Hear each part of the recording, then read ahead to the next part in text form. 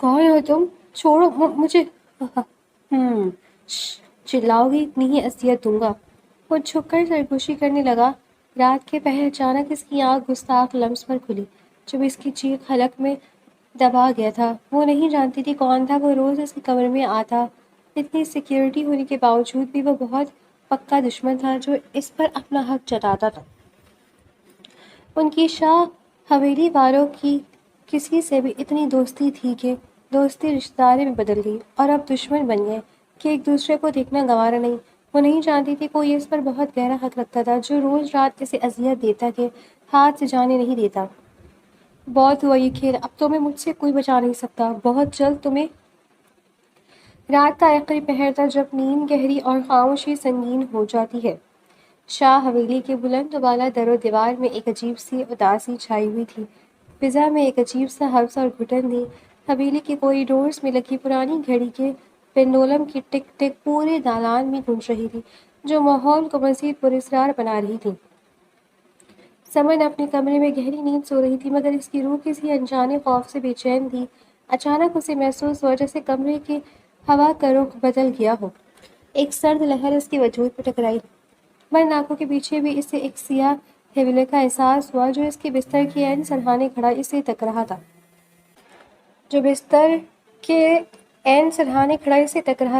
اس کی آنکھیں یک لخت کھل گئیں۔ کمرے میں اندھیرا اس قدر گہرا تھا کہ ہاتھ کو ہاتھ سمجھائی نہ دیتا تھا مگر یعنی اس کے سامنے ایک ہیبت ناک سایہ موجود تھا۔ خوف کی ایک لہر اس کی ریڑھ کی ہڈی میں دوڑ گئی۔ اس نے چیخنے کے لیے اپنا حلق کھولنا چاہا مگر اس سے پہلے کہ کوئی آواز فضا میں بلند ہوتی ایک آہنی اور ٹھنڈا ہاتھ اس کی نازک لبوں پر جم گیا۔ وہ تڑپتی اس نے مزاحمت کرنی چاہی مگر وہ گرفت اتنی مضبوط تھی جیسے کسی شکاری نے اپنے شکار کو دبوچ لیا ہو۔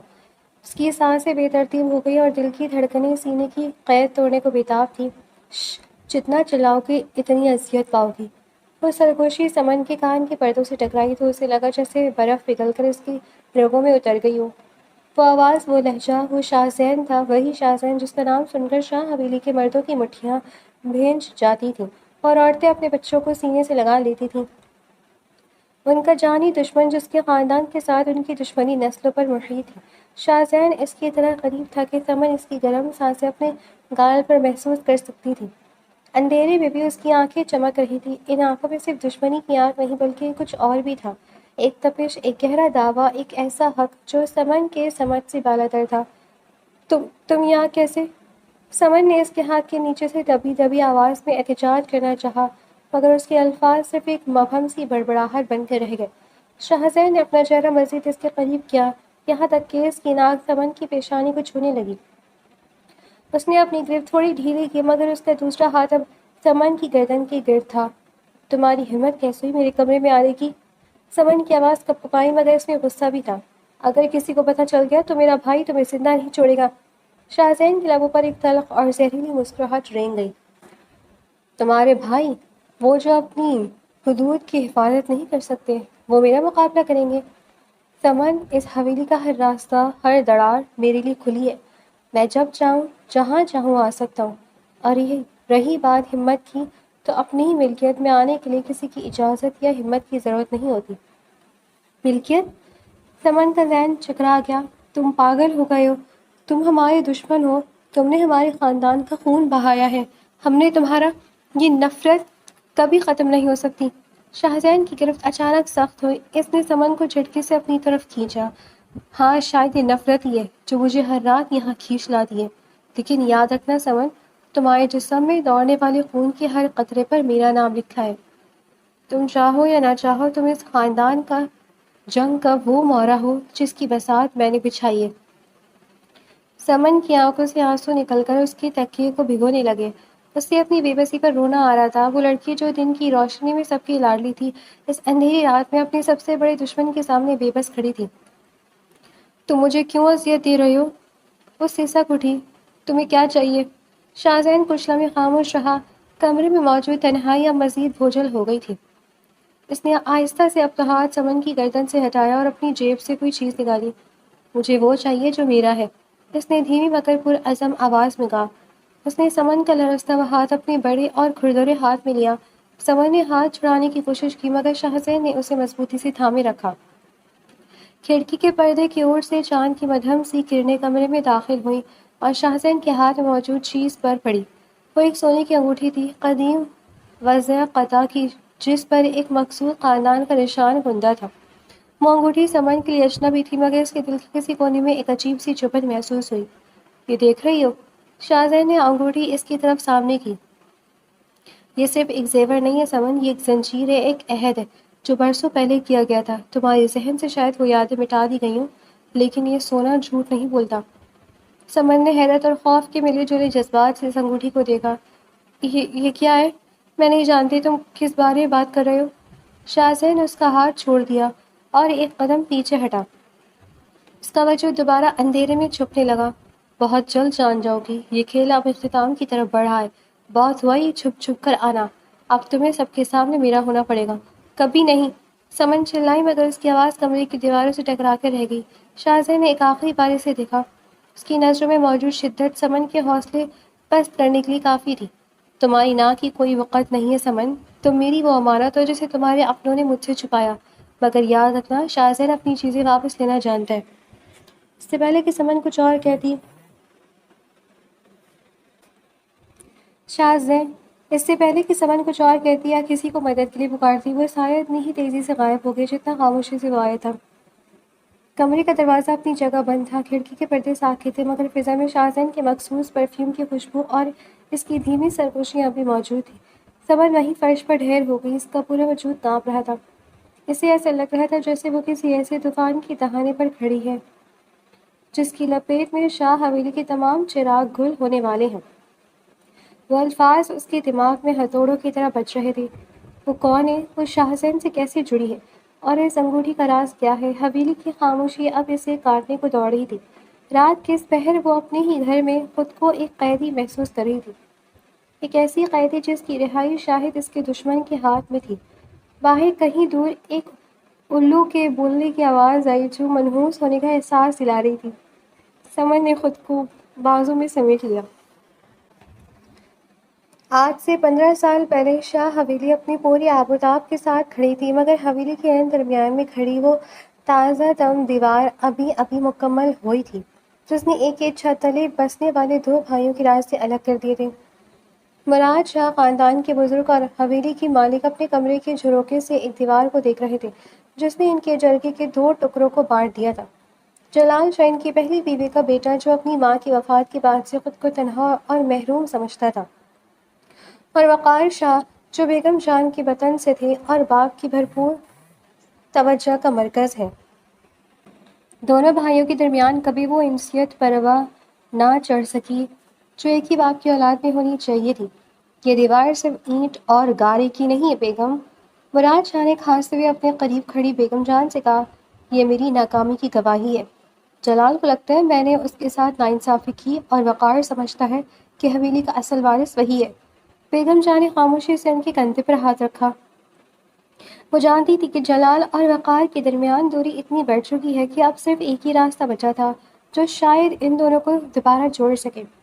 اسی دوران حویلی کے وسیع صحن میں 10 سالہ شاہزین اور 6 سالہ سمن ایک دوسرے کے ساتھ بیٹھے تھے۔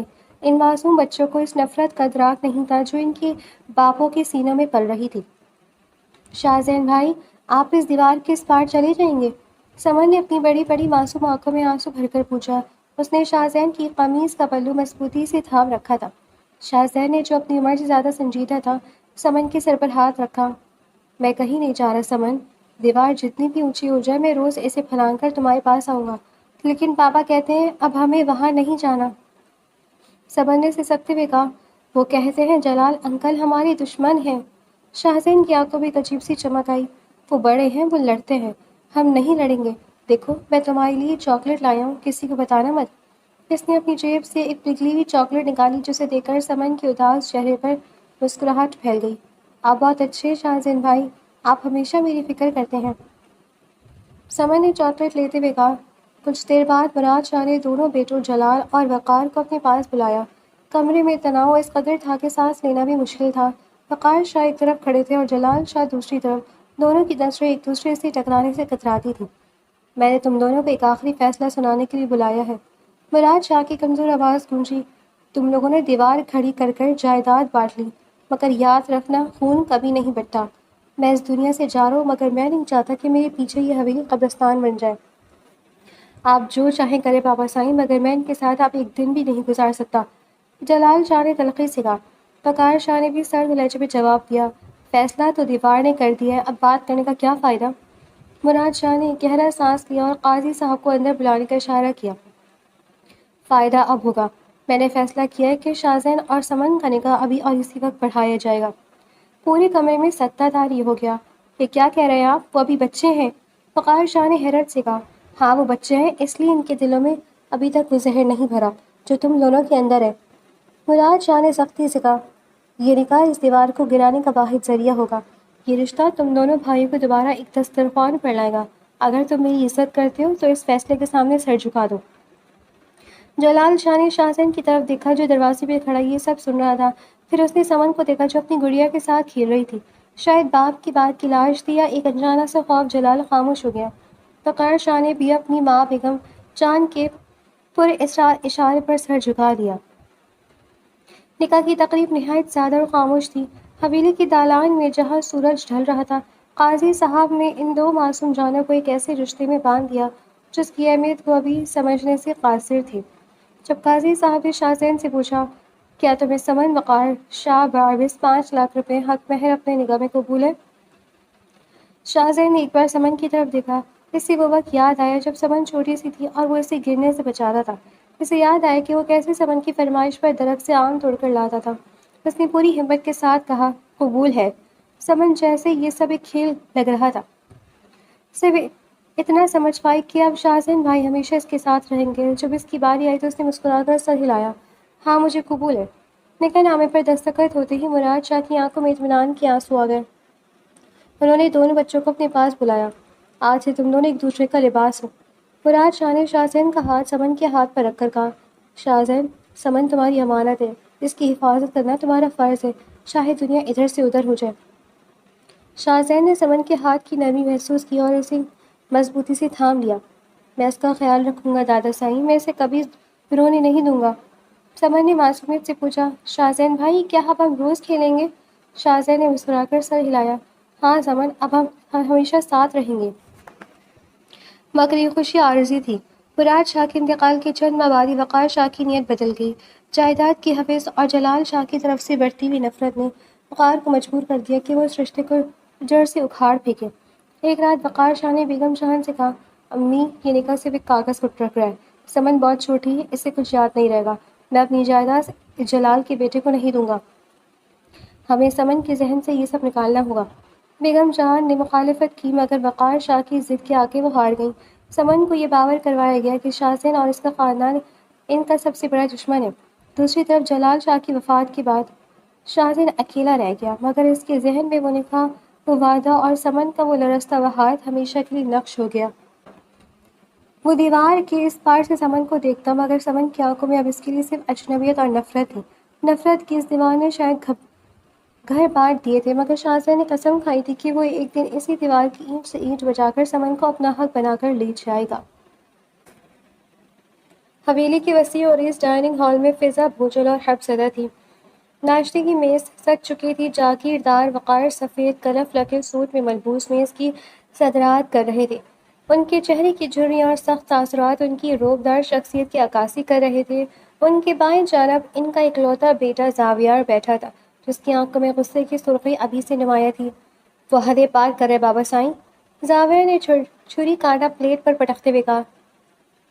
آواز کی گونج پورے ہال میں سنائی دی۔ شاہزین نے ہماری زمینوں کے قریب نئے گارڈز تعینات کر دیے ہیں، یہ سیدھا چیلنج ہے، وہ ہمارے رگ پہنچتا ہے اور اب وہی بات کر رہا ہے۔ وقار شاہ نے اخبار سے نظریں ہٹائیں اور ٹھنڈے لہجے میں بولے، شاہزین جذباتی لڑکا نہیں ہے زاویار، وہ شطرنج کا کھلاڑی ہے، وہ ہمیں اشتعال دلا کر غلطی کروانا چاہتا ہے، ہمیں اسے اسی کی زبان میں جواب دینا ہوگا مگر خاموشی سے۔ خاموشی؟ زاویار کا لہجہ تھیکا ہو گیا، خاموشی نہیں تو ان شاہ ہاؤس والوں کو اتنا دلیر بنا دیا ہے، وہ حویلی کی دیواروں تک پہنچنے کا خواب دیکھ رہے ہیں، میں کل ہی جا کر ان کی چوکیوں کا آگ لگا دوں گا۔ بیٹھ جاؤ۔ وقار شاہ کی گرجدار آواز نے زاویار کو اپنی نشست پر واپس جمنے پر مجبور کر دیا۔ جذبات سے جاگیریں نہیں بچتی دماغ سے بچتی ہیں. میں نے پہلے ہی شہر سے کچھ خاص مہمانوں کو بلوا لیا ہے. شاہزین کو لگ رہا ہے کہ وہ ہمیں گھیر رہا ہے مگر اسے نہیں پتا کہ اس کے اپنے گرد گھیرا تنگ ہو رہا ہے. میز کے دوسرے سرے پر بیٹھی سمن کے ہاتھ کانپ رہے تھے. اس نے اپنے سامنے پڑی چائے کی پیالی کو چھوا تک نہ تھا. اس کے کانوں میں وقار شاہ اور زاویار کی باتیں پڑ رہی تھیں کیونکہ اس کا پورا وجود اب بھی رات کی اس تاریک سرگوشی کی گرفت میں تھا. جتنا چلاؤ گی اتنا اذیت پاؤ گی. اسے اپنی گردن پر اب بھی شاہزین کے ہاتھ کا ٹھنڈا لمس محسوس ہو رہا تھا. وہ دشمن، وہ قاتل، وہ ہیبت ناک سایہ، وہ اس کے بیڈ روم تک کیسے پہنچا؟ اور وہ انگوٹھی؟ اس نے اپنی مٹھی بھیج لی. وہ انگوٹھی اس نے رات ہی الماری کے سب سے نچلے خانے میں چھپا دی تھی جیسے وہ کوئی جلتا ہوا انگارہ ہو. سمن، بیگم جان کی دھیمی مگر پراسرار آواز نے اسے خیالات کی دنیا سے باہر نکالا. سمن نے چونک کر دیکھا.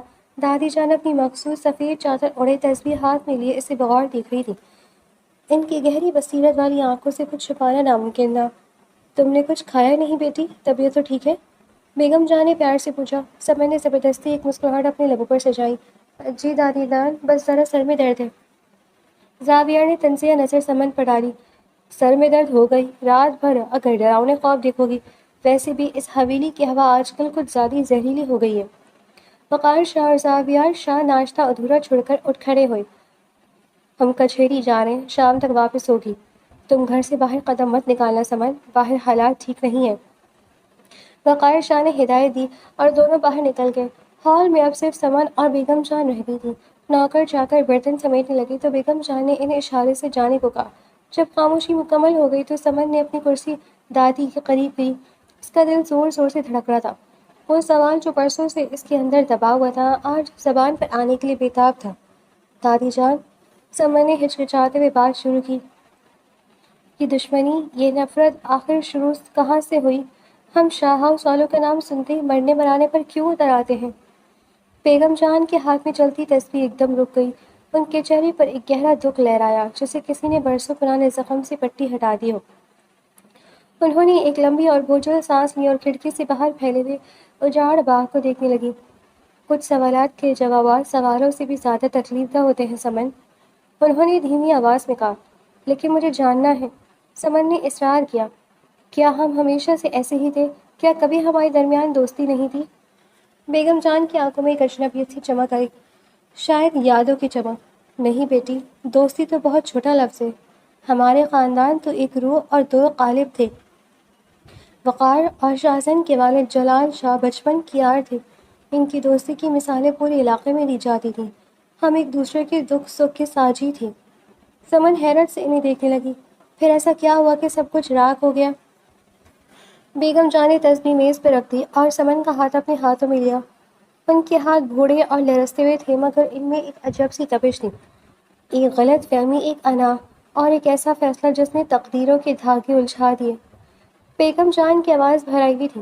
لوگ کہتے ہیں کہ زمین کا جھگڑا تھا، کچھ کہتے ہیں کہ سیاست آڑے آئی، مگر حقیقت ان دیواروں میں دفن ہے سمن. ایک رات ایسی آئی تھی جب خون کے رشتوں پر نفرت کی چادر ڈال دی گئی تھی. اس رات اس حویلی کی رونقیں ہمیشہ کے لیے رخصت ہو گئی تھیں. وہ کون سی رات تھی دادی؟ سمن نے بے چینی سے پوچھا. بیگم جان نے اس کی آنکھوں میں جھانکا اور سمن کو لگا جیسے وہ اس کی روح کے پار دیکھ رہی ہوں. تمہاری یادداشت بہت دھندلی ہے سمن، تم اس وقت بہت چھوٹی تھی. تمہیں وہ آنکھ، وہ چیخیں، وہ گولیوں کی آوازیں یاد نہیں ہوں گی. سمن کا سر چکرانے لگا. اسے کچھ یاد نہیں تھا سوائے ایک گہرے خوف کے جو ہمیشہ اس کے ساتھ رہتا تھا. دادی، کیا شاہزین واقعی اتنا ہی برا ہے جتنا بابا صاحب بتاتے ہیں؟ سمن نے وہ سوال کر ہی دیا جو اس کے ذہن کو مفلوج کر رہا تھا. بیگم جان کے لبوں پر ایک مبہم سی مسکراہٹ آئی جو دکھ اور شفقت کا امتزاج تھی. شاہزین، وہ جلال شاہ کا عکس ہے، ضدی، انا پرست مگر اپنے لفظوں کا پکا. وہ وہی کر رہا ہے جو اسے سکھایا گیا ہے. اسے لگتا ہے کہ اس سے اس کا حق چھین لیا گیا. حق؟ کیسا حق؟ سمن نے جلدی سے پوچھا. بیگم جان نے اپنا ہاتھ سمن کے سر پر رکھا اور دعا دیتے ہوئے اٹھ کھڑی ہوئیں. وقت آنے پر پردے خود ہی اٹھ جائیں گے بیٹی. بس اتنا ہی یاد رکھنا، اس حویلی میں جو کچھ تمہیں دکھائی جاتا ہے ضروری نہیں کہ سچ وہی ہو. کبھی کبھی سچ اندھیروں میں چھپا ہوتا ہے، بالکل اسی طرح جیسے وہ شاہ سے رات کے اندھیرے میں آتا ہے. سمن کا سانس حلق میں اٹک گیا. آپ کو پتہ ہے وہ رات کو آیا تھا؟ بیگم جان نے کوئی جواب نہیں دیا، بس ایک معنی خیز نظر سمن پر ڈالی اور آہستہ آہستہ چلتے ہوئے اپنے کمرے کی طرف بڑھتی گئی. ان کی خاموشی سمن کے لیے ہزاروں سوالات چھڑ گئی تھی۔ سمن وہیں کھڑی رہ گئی، اس کے ذہن میں دادی کے الفاظ گونج رہے تھے، اس کا حق چھینا گیا ہے۔ وہ بھاگتی ہوئی اپنے کمرے میں آئی اور الماری سے وہ انگوٹھی نکالی۔ دن کی روشنی میں وہ انگوٹھی اور بھی پراسرار لگ رہی تھی۔ اس پر بنے شاہی نشان کو دیکھ کر سمن کے دل میں ایک ایسی لہر اٹھی جسے وہ پہچان نہ سکی۔ یہ نفرت نہیں تھی، یہ خوف بھی نہیں تھا، یہ کوئی ایسا تعلق تھا جو زمانوں پرانا تھا مگر اس کی یادوں سے مٹ چکا تھا۔ شاہزین، اس نے آہستہ سے اس کا نام لیا۔ اسے محسوس ہو جیسے حویلی کی در و دیوار اس کا نام سن کر لرز اٹھے ہوں۔ باہر آسمان پر بادل چھانے لگے تھے، جیسے قدرت بھی کسی بڑے ہنگامے کی گواہی دینے کے لیے تیار ہو رہی ہو۔ شہر کے سب سے پرتعیش ہوٹل کا گرینڈ ہال روم آج روشنیوں، مہنگی خوشبوؤں اور اقتدار کی خوشبو سے مہک رہا تھا۔ یہ محض ایک کاروباری تقریب نہیں تھی، بلکہ شہر کے بڑے جاگیرداروں اور بزنس ٹائکونز کا ایک ایسے اجتماع تھا جہاں پس پردہ کئی معاہدے ہوتے اور کئی دشمنیاں جنم لیتی تھیں۔ وقار شاہ اپنے بیٹے زاویار اور بیٹی سمن کے ساتھ ہال میں داخل ہوئے تو کیمروں کی فلیش لائٹس نے ان کا استقبال کیا۔ سمن نے ہلکے فیروزی رنگ کا نفیس لباس پہن رکھا تھا، مگر اس کے چہرے پر موجود زردی اور آنکھوں میں چھپی بے چینی کسی کی نظر سے پوشیدہ نہ تھی۔ وہ بار بار اپنے ہاتھ کو مٹھی میں بھینچ لیتی، جیسے اس کے اندر موجود وہ انگوٹھی اس کی ہتھیلی کو جلا رہی ہو۔ خود کو سنبھالو سمن، زاویار نے اس کے قریب جھک کر سرگوشی کی۔ تم وقار شاہ کی بیٹی ہو، ان نیچی نظروں سے لوگوں کو لگے گا کہ شاہ حویلی کمزور پڑ گئی ہے۔ سمن نے گہرا سانس لیا اور سر اٹھایا، مگر عین اسی لمحے ہال کے بھاری دروازے ایک بار پھر کھلے اور پورے ہال میں جیسے سکتہ طاری ہو گیا۔ شاہزین داخل ہوا، کالے رنگ کے 3 پیس سوٹ میں ملبوس، وہ کسی بزنس مین سے زیادہ ایک فاتح لگ رہا تھا۔ اس کے پیچھے اس کے گارڈز کا ایک دستہ تھا، مگر اس کی اپنی شخصیت کا روپ ایسا تھا کہ گارڈز کی ضرورت محسوس نہیں ہوتی تھی۔ اس کے چہرے پر ایک عجب سا سکون تھا، وہ سکون جو صرف ان لوگوں کے پاس ہوتا ہے جو جانتے ہیں کہ فتح ان کے قدم چومنے والی ہے۔ شاہزین، وقار شاہ کے لہجے پہ زہر گھل گیا۔ شاہزین کی نظریں پورے ہال کا طواف کرتی ہوئی سیدھی سمن پر آ کر رک گئیں۔ وہ سب کے درمیان سے گزرتا ہوا سیدھا ان کی میز کی طرف بڑھا۔ لوگ راستہ چھوڑتے گئے جیسے کسی سمندر کے درمیان سے راستہ بن رہا ہو۔ وہ ان کے بالکل سامنے آ کر رک گیا۔ اس نے وقار شاہ یا زاویار کی طرف ایک نگاہ غلط نہ تک نہ ڈالی۔ اس کی پوری توجہ، اس کا پورا وجود صرف سمن پر مرکوز تھا۔ اس کی نظروں میں وہ تناشائی سی تھی جو سمن کے لیے ناقابل برداشت تھی۔ وہ اسے ایسے دیکھ رہا تھا جیسے وہ کوئی اجنبی لڑکی نہ ہو، بلکہ اس کی کوئی ایسی قیمتی متاع ہو جو کچھ وقت کے لیے اس سے دور کر دی گئی تھی۔ خوش آمدید نہیں کہو گی سمن؟ شاہزین کی آواز دھیمی مگر اتنی گہری تھی کہ ہال کے شور میں بھی سمن کو صاف سنائی دی۔ سمن کا سانس سینے میں اٹک گیا۔ اس کی نظر شاہزین کی ان کالی پراسرار آنکھوں میں الجھ کر رہ گئی۔ ان آنکھوں میں دشمنی کی آنکھ تو تھی، مگر اس آنکھ کے پیچھے ایک ایسا دعویٰ تھا جو اسے لرزا رہا تھا۔ ایسا لگ رہا تھا جیسے شاہزین سب کے سامنے یہ اعلان کر رہا ہو کہ یہ لڑکی صرف میری ہے۔ اپنی زبان کو لگام دو شاہزین! زاویہ غصے سے پھٹ پڑا اور ایک قدم آگے بڑھ کر شاہزین اور سمن کے درمیان دیوار بن گیا۔ تمہاری ہمت کیسے ہوئی میرا بہن کی نام لینے کی؟ اپنی اوقات مت بھولو۔ شاہزین نے پہلی بار زاویہ کی طرف دیکھا، مگر اس کی نظر میں غصہ نہیں بلکہ ایک حقارت آمیز طرز تھا۔ اوقات کی بات تم نہ کرو تو بہتر ہے زاویار، کیونکہ جس زمین پر تم کھڑے ہو اس کی ملکیت کے کاغذات بھی شاید بہت جلد بدلنے والے ہیں۔ تم… زاویہ کا ہاتھ بجلی کی تیزی سے اپنے کوٹ کے اندر گیا اور اگلے لمحے ایک چمکتی ہوئی پستول شاہزین کی پیشانی کے عین سامنے تھی۔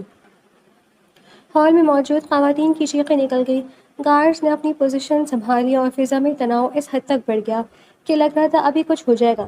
وقار شاہ نے بھی مداخلت نہیں کی، ان کی خاموشی زاویہ کے اس اقدام کی تائید کر رہی تھی۔ مگر شاہزین، وہ ٹس سے بس نہ ہوا۔ اس کی پیشانی پر پستول کی ٹھنڈی نال لگی، مگر اس کی آنکھوں میں پلک جھپکنے کی بھی جنبش نہ ہوئی۔ وہ ویسے ہی مسکراتا رہا، ایک ایسی مسکراہٹ جو فاتح کے لبوں پر ہوتی ہے۔ گولی چلا دو، شاہزین نے بہت اطمینان سے کہا، لیکن یاد رکھنا ایک گولی صرف ایک انسان کو ختم کرتی ہے، حقیقت کو نہیں۔ میں تمہیں یہیں ڈھیر کر دوں گا۔ زاویہ کے ہاتھ لرز رہے تھے مگر غصے سے۔ شاہزین نے ہاتھ بڑھا کر بہت آہستہ کسی پستول کی نال کو ایک طرف ہٹایا جیسے وہ کھلونا ہو۔ وہ دوبارہ سمن کی طرف متوجہ ہوا جو خوف سے پتھر کی ہو چکی تھی۔ زاویہ شاہ، شاہزین کا لہجہ برف کی طرح ٹھنڈا اور کاٹدار تھا، کچھ چیزیں چھیننے کے لیے گولی کی نہیں، گواہوں کی ضرورت ہوتی ہے، اور میں یہاں گواہ اکٹھے کرنے آیا ہوں۔ اس نے سمن کی طرف ایک اور قدم بڑھایا، اب وہ اس کے اتنا قریب تھا کہ سمن اس کے وجود کی تپش محسوس کر سکتی تھی۔ سمن، شاہزین نے اس طرح محض لی جیسے وہ کوئی مقدس ورد ہو۔ تمہارے ہاتھ کی وہ لرزش بتا رہی کہ تم نے وہ امانت سنبھال رکھی ہے جو میں نے دی تھی۔ تمہارے گھر والوں کو لگ رہا ہے کہ وہ تم پر پہرا بٹھا کر مجھے روک لیں گے، مگر انہیں یہ نہیں معلوم کہ تم میرے وجود کا وہ حصہ ہو جسے الگ کرنا اب ان کے بس میں نہیں ہے۔ تم جھوٹ بول رہے ہو۔ سمن کی آواز بمشکل نکلی۔ میں تمہیں نہیں جانتی، تم صرف ہمارے دشمن ہو۔ شاہزین نے ایک ہلکا سا قہقہہ لگایا جس میں درد اور طنز دونوں شامل تھے۔ دشمنی کا لباس اوڑھنے سے سچ نہیں بدلتا۔ تم شاہزین کی وہ جاگیر ہو جس پر کسی اور کا نام لگانا ناممکن ہے۔ آج یہ محفل گواہ ہے اور کل یہ پورا شہر گواہ ہوگا کہ شاہ ویلی کی شہزادی کا اصل ٹھکانہ کہاں ہے۔ باہر نکلو یہاں سے۔ وقار شاہ کی آواز گونجی اس سے پہلے کہ میں اپنی شرافت بھول جاؤں۔ شاہزین نے مڑ کر وقار شاہ کو دیکھا۔ شرافت تو آپ برسوں پہلے بھول چکے ہیں وقار شاہ، جب آپ نے خون کے رشتوں پر سیاست کو ترجیح دی تھی۔ میں جا رہا ہوں، مگر یاد رکھیے گا میں صرف وہ لینے آؤں گا جو میرا ہے۔ وہ پلٹا اور کسی شاہانہ وقار کے ساتھ ہال سے باہر نکل گیا۔ اس کے جانے کے بعد بھی ہال میں ایک عجیب سا تناؤ باقی رہا۔ لوگ چہ موکیا کر رہے تھے، کیمرے ابھی بھی سمن کے لرزتے ہوئے چہرے کو قید کر رہے تھے۔ سمن کو ایسا محسوس ہوا جیسے بال روم کی چھت اس پر گرنے والی ہے۔ شاہزین کا وہ اعتماد، اس کی وہ نظریں، وہ کسی دشمن کی نہیں تھی۔ اس میں ایک ایسی شدت تھی جو اسے کھینچ رہی تھی۔ کچھ چیزیں چھیننے کے لیے گولی کی نہیں، گواہوں کی ضرورت ہوتی ہے۔ شاہزین کے یہ الفاظ اس کے دماغ میں گونج رہے تھے۔ اسے یاد آیا کہ دادی نے کہا تھا کہ شاہزین اپنا حق مانگ رہا ہے۔ کیسا حق؟ کون سا حق؟ یہ سب کیا ہو رہا ہے؟ زاویہ نے غصے میں پستول واپس چھپائی اور سمن کا بازو سختی سے تھام لیا۔ چلو یہاں سے۔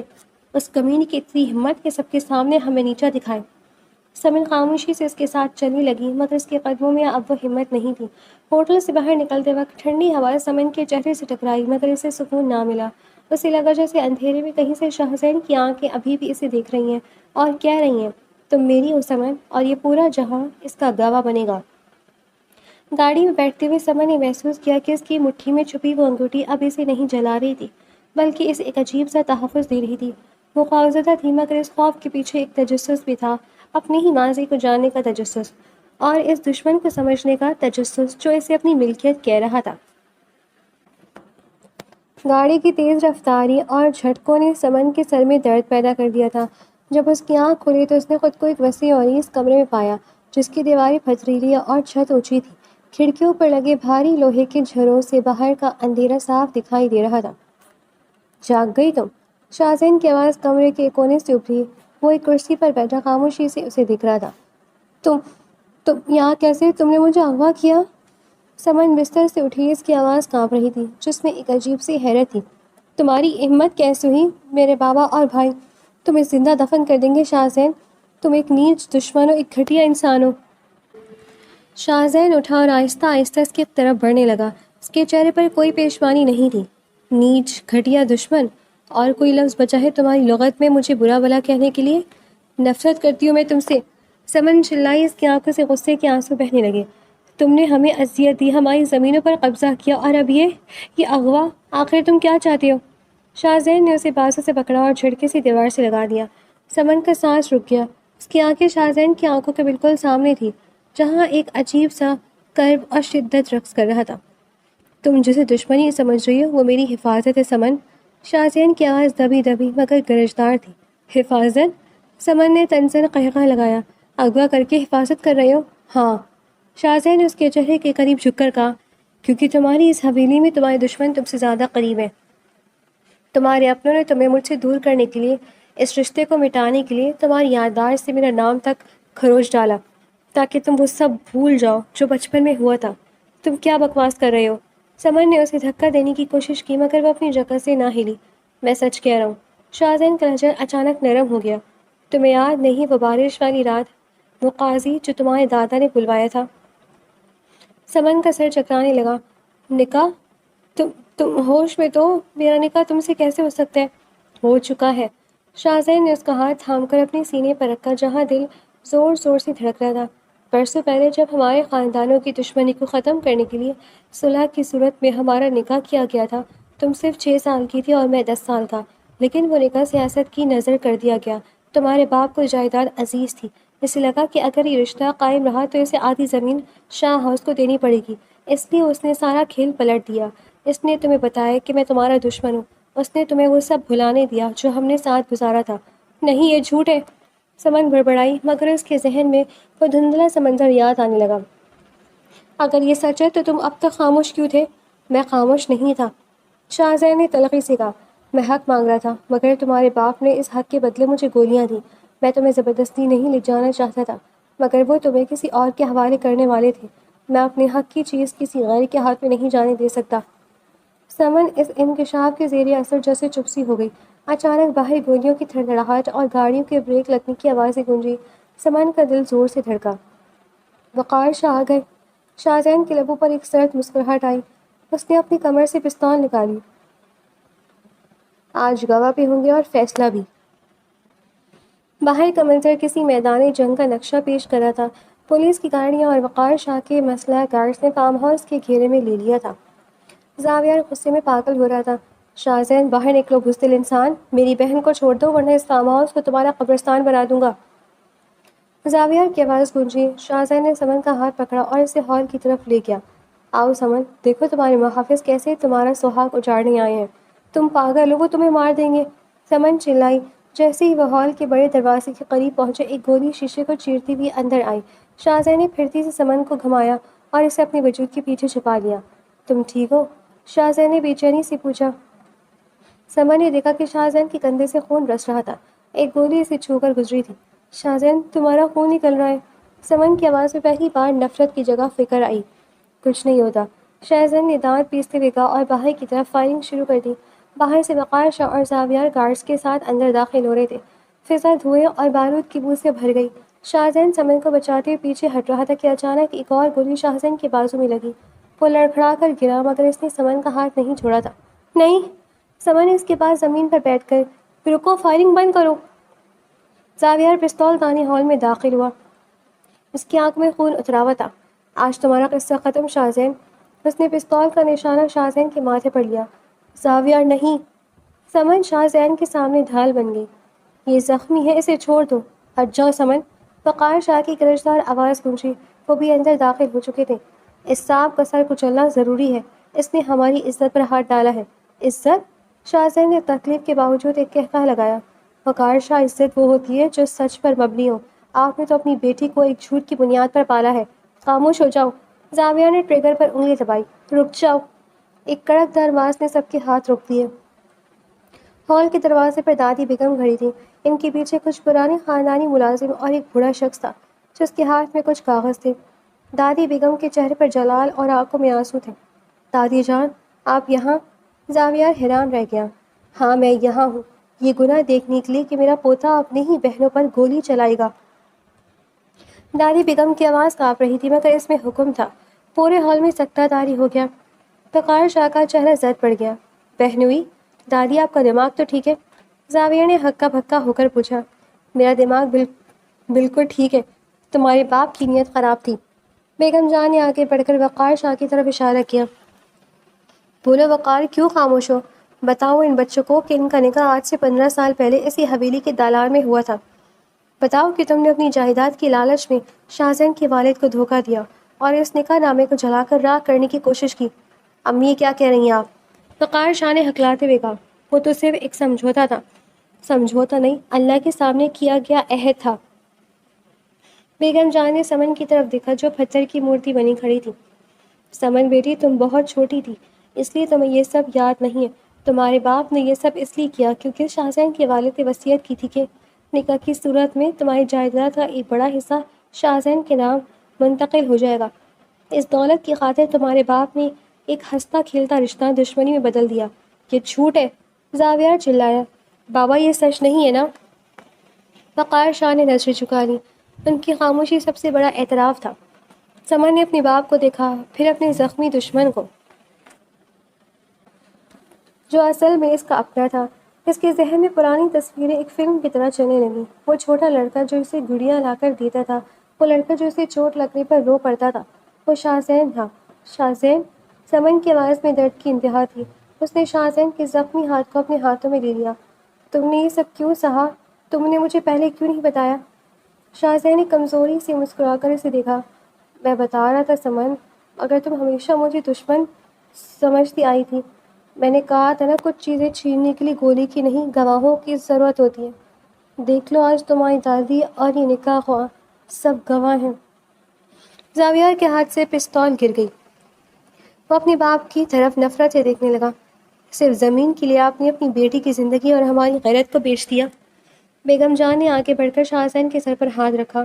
وقار شاہ، آج تم ہار گئے اور یہ بچے جیت گئے۔ شاہ حویلی کی دیواریں آج تمہارے گناہ سے لرز رہی ہیں۔ سمر نے شاہ زین کے کندھے پر سر رکھ دیا اور پھوٹ پھوٹ کر رو دی۔ وہ دشمنی، وہ خوف، برادوں کی اذیت سب ایک لمحے میں ختم ہو گئی تھی۔ اب وہاں سے ایک سچ تھا، ایک ایسا نکاح جو وقت کی گرد میں دب گیا تھا مگر کبھی مٹا نہیں تھا۔ مجھے گھر لے چلو شاہ زین، سمر نے سسکتے ہوئے کہا۔ شاہ زین نے سہارا لے کر اٹھنے کی کوشش کی۔ سمر نے اسے تھام لیا۔ اس نے وقار شاہ کی طرف دیکھا جن کا سر جھکا ہوا تھا۔ میں اسے لے جا رہا ہوں وقار شاہ، شاہ زین نے پرعزم آواز میں کہا۔ اس بار چھپ کر نہیں بلکہ اپنے حق کے طور پر۔ آج سے شاہ حویلی اور شاہ ہاؤس کی دشمنی ختم اور تجدید وفا کا نیا سفر شروع ہوتا ہے۔ شاہ زین سمن کا ہاتھ تھامے اس میدانی جنگ سے باہر نکل گیا جہاں اب گولیوں کی آوازیں نہیں بلکہ ایک نئی زندگی کی آہٹ سنائی دے رہی تھی۔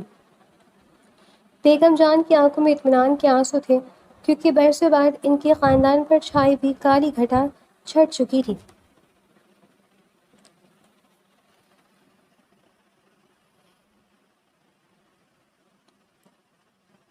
وقت ہر زخم کا مرہم ہوتا ہے، لیکن جب سچائی کی پرتیں کھلتی ہیں تو برسوں کی جمی ہوئی نفرت کی دھول ایسے دھل جاتی ہے جیسے کبھی اس کا وجود ہی نہ تھا۔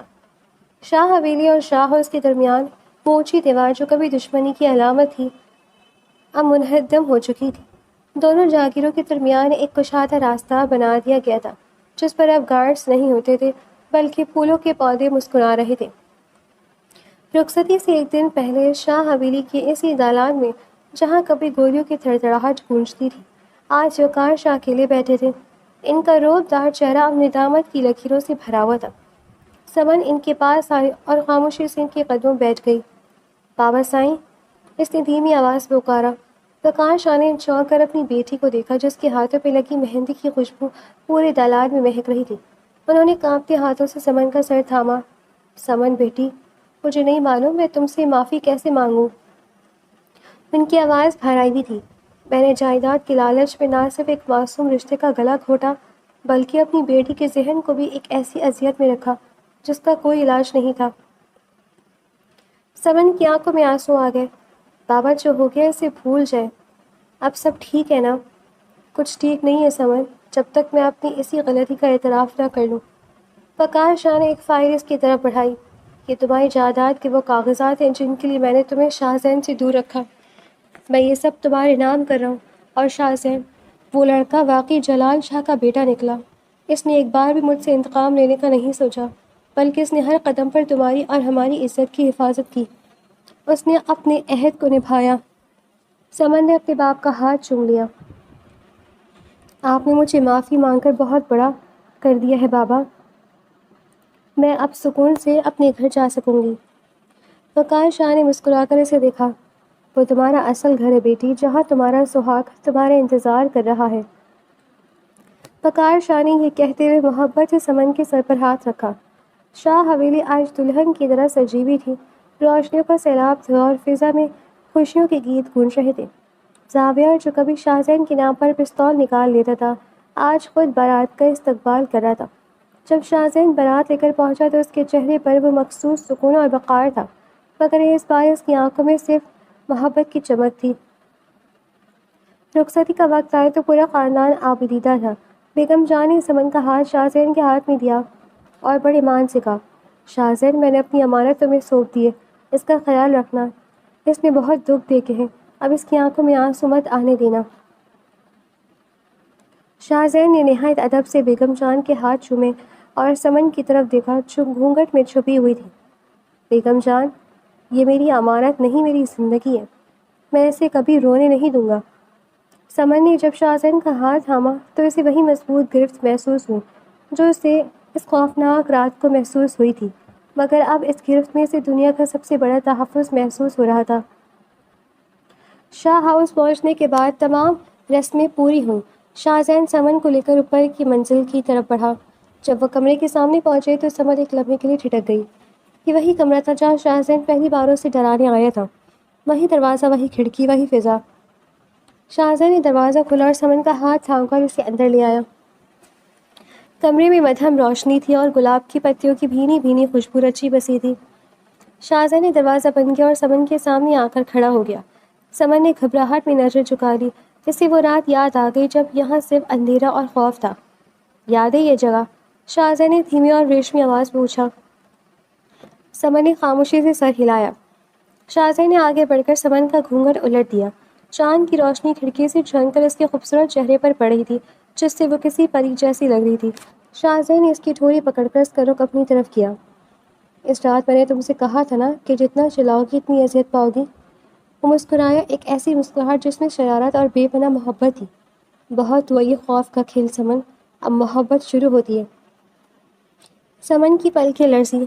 آپ نے مجھے بہت ڈرایا تھا شاہزین، میں تو سچ میں آپ کو کوئی جلاد سمجھ بیٹھی تھی. شاہزین نے اس کے گال کو نرمی سے چھوا. وہ جلاد نہیں، ایک تڑپتا ہوا شوہر تھا جس سے اس کا حق چھینا گیا تھا. میں تمہیں صرف یہ احساس دلانا چاہتا تھا کہ تم میری ہو، چاہے تم مجھے پہچانو یا نہ پہچانو. تمہاری روح مجھے پہچانتی تھی. اور وہ انگوٹھی؟ سمن نے پوچھا. شاہزین نے اپنی جیب سے وہی قدیم انگوٹھی نکالی اور سمن کی انگلی میں پہنا دی. یہ انگوٹھی اس ادھورے نکاح کی نشانی تھی جو آج مکمل ہوا ہے. ابھی تمہارے ہاتھ سے کبھی نہیں نکلے گی. سمن نے شاہزین کے سینے پر سر رکھ دیا. میں نے کبھی نہیں سوچا تھا کہ میرا دشمن ہی میرا سب سے بڑا سچا ہمدرد نکلے گا. شاہزین مجھے معاف کر دیں، میں نے آپ کے بارے میں کیا کچھ نہیں سوچا. شاہزین نے اس کے لبوں پر انگلی رکھ دی.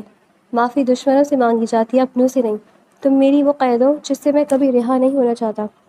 شاہزین نے سمن کو اپنے بازو میں بھر لیا. کمرے کی وہ خاموشی جو کبھی ہیبت ناک تھی اب روانوی سرگوشی میں بدل چکی تھی.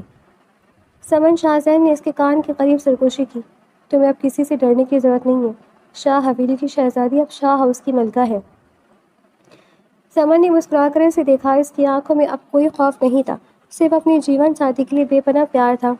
اور آپ اس ملکہ کے وہ محافظ ہیں جنہوں نے نفرت کی دیواریں گرا کر محبت کا تاج پہنایا ہے. باہر آسمان پر چاندنی اپنی پوری آفتاب سے چمک رہی تھی، جیسے اس جوڑے کی خوشی میں شریک ہو. برسوں کی دشمنی، خون خرابہ اور جھوٹ کی سیاست دم توڑ چکی تھی. اب صرف دو دلوں کی دھڑکنیں تھیں جو ایک ہی لے پر دھڑک رہی تھی. شاہزین اور سمن کا وہ ادھورا نکاح جو بچپن کی معصومیت میں ہوا تھا اب جوانی کی گہرائیوں میں اپنی منزل پا چکا تھا. شاہزین نے کھڑکی کے پردے گرائے جیسے وہ دنیا کے تمام دکھوں کو باہر چھوڑ کر اپنی محبت کی جنت میں داخل ہو رہی ہو. بہت طویل تھا یہ انتظار.